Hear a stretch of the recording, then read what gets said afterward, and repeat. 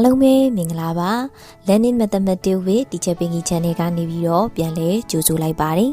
ဒီဗီဒီယိုလေးမှာတော့ Grade 12 Mathematics Chapter 6ရဲ့ Connect Section Notepad 3အပိုင်းကိုဆွေးနွေးသွားမှာဖြစ်ပါတယ်ဗီဒီယိုလေးမစတင်ခင်မှာ Teacher ရဲ့ channel လေးဖြစ်တဲ့ Learning Mathematics with Teacher Pinky Channel လေးတွေကို Like and Subscribe လေးလုပ်ပေးခဲ့ကြပါဦးနော်ကဲဒါဆိုရင် Teacher တို့သင်ခန်းစာလေးကိုစားလိုက်ကြရအောင်အဲ့တော့ teacher တို့ notepad 3ကိုရောက်သွားတဲ့အခါမှာတော့ဘာအကြောင်းအရာလေးကိုလေ့လာရမလဲဆိုရင် parabola အကြောင်းကိုလေ့လာရမှာဖြစ်ပါတယ်။ကဲ parabola ဆိုတာကရောဘယ်လိုပုံစံလေးလဲဘယ်လိုမျိုးလေးလဲကြည့်လိုက်ကြရအောင်။ parabola ဆိုတာကတဲ့ is the set of all points x, y in the plane that are equal distance from a fit line and fit point which is not on the fit lineကဲဒါဆိုရင်သူက parabola ဆိုတာကတဲ့သူဒီလဲပဲ point နေစုထားတဲ့အစုကလေးပဲအဲ့တော့ဘယ်လိုမျိုးလဲဆိုတော့ဒီ point တွေက in the plane ပေါ်မှာရှိမယ်ပြီးတော့ teacher ရဲ့ point ကလေးတွေက equal distance တူညီစွာကွာဝေးပါတယ် from a fit line အဲ့တော့မြင်းသေးတစ်ခုရှိမယ်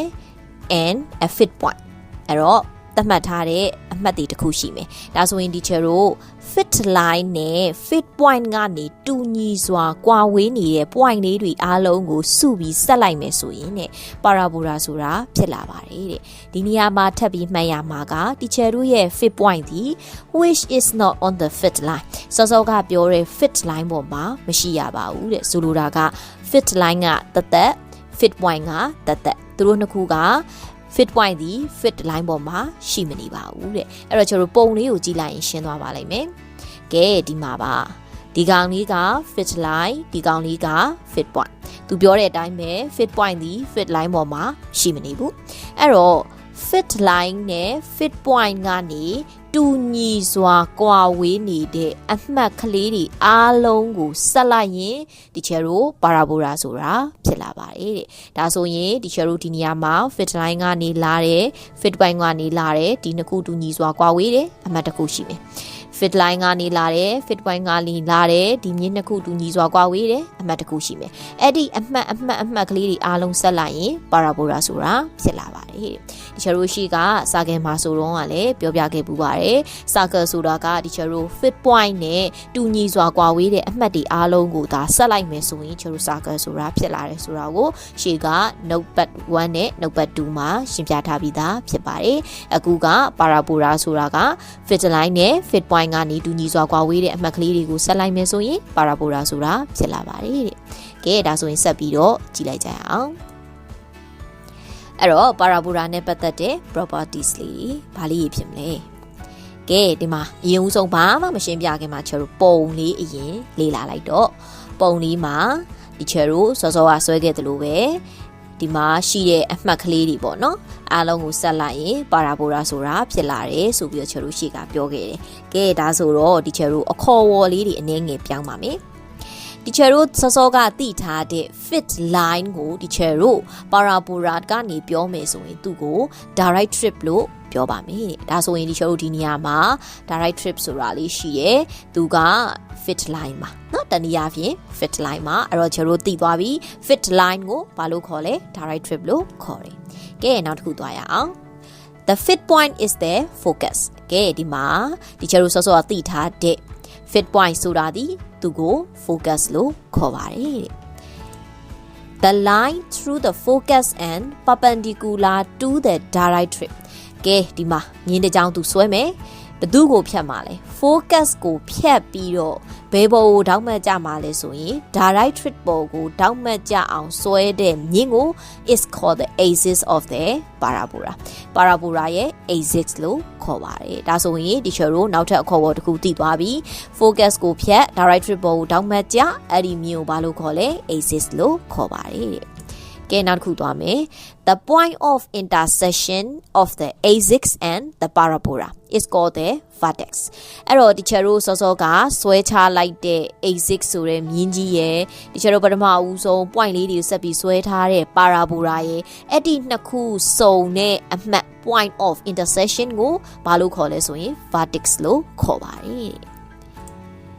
Parabola is symmetric ချောပါရာဘူရာဒီခောက်ချိုးညီပါတယ် about the axis ဒါဆိုရင်ဒီချောပုံလေးကိုကြည့်လိုက်ဒီ axis ပေါ်မူတည်ပြီးတော့ဒီချောရဲ့ပါရာဘူရာလေးဒီခောက်ချိုးညီတယ်ခောက်ချိုးညီတယ်ဆိုတာကချောအပေါ်ချမ်းနဲ့အောက်ချမ်းနဲ့အကုန်အတူတူပဲလို့ပြောတာချိုးချလိုက်ရင်တို့ကတူတူရမယ်ပေါ့နော်ဒါချောခောက်ချိုးညီတယ်ခောက်ချိုးညီမြင်းဆိုတာချောငယ်ငယ်လေးတွေကပုံလေးတွေဆွဲခဲ့တယ်ခောက်ချိုးညီမြင်းဆွဲပါဆိုချောခဲတံလေးနဲ့အဆက်ချပြီးဆွဲခဲ့တယ်မှတ်မိပါပါနော်အဲ့တော့ပါရာဘူရာဒီ axis အရာခောက်ချိုးညီပါတယ်ဟုတ်ပြီကဲဒါဆိုရင်ဒီချောပါရာဘူရာနဲ့ပတ်သက်တဲ့အခေါ်အဝေါ်လေးတွေလည်းသိသွားပြီကဲဒါဆိုရင်ဆက်သွားရအောင်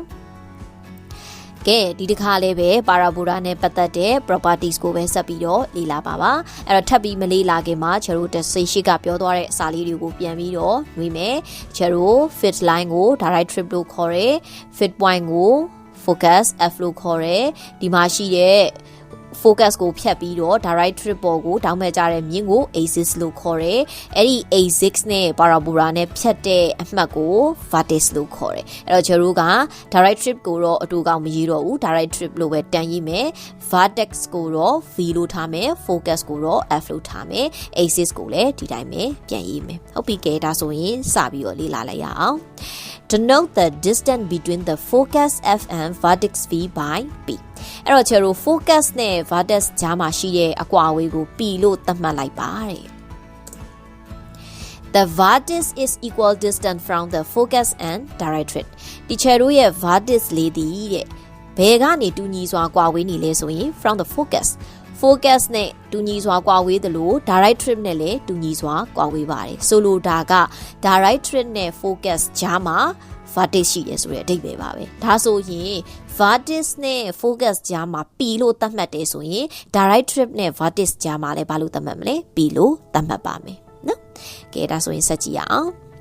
အဲ့တော့ဒီချေတို့ရဲ့ focus နဲ့ directrix ကြားမှာရှိရဲ့ distance ဒီဘယ်လောက်ဖြစ်သွားပြီလဲ 2p ဖြစ်သွားပြီ focus နဲ့ directrix ကြားမှာရှိတဲ့တန်ဖိုးဒီ p နှစ်ခါပေါင်းလိုက်တော့ 2p ဖြစ်သွားပါပြီ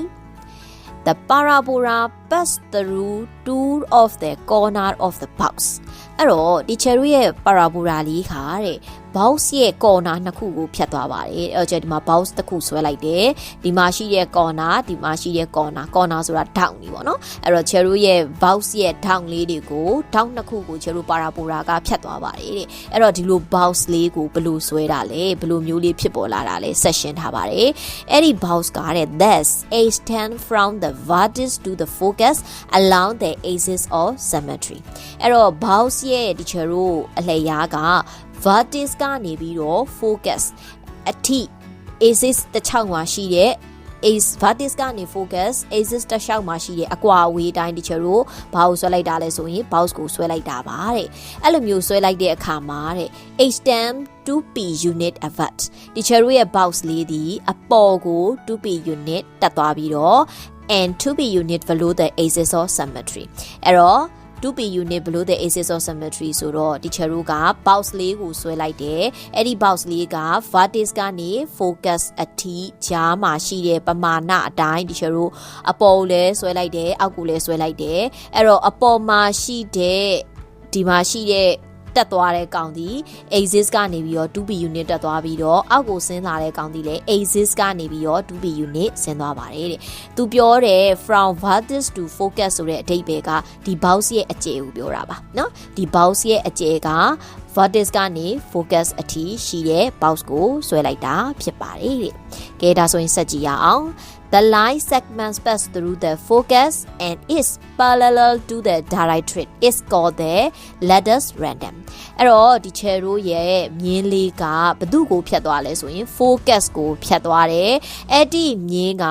focus ကိုဖြတ်တဲ့အပြင်ဘသူနဲ့ပြိုင်နေလဲဆိုရင် directrix နဲ့ပြိုင်နေတယ်အဲ့ဒီမြင်းကိုဒီချေတို့ဘာလို့ခေါ်လဲဆိုရင် lattice random လို့ခေါ်ပါတယ်တဲ့ကဲဆက်ကြည့်ရအောင်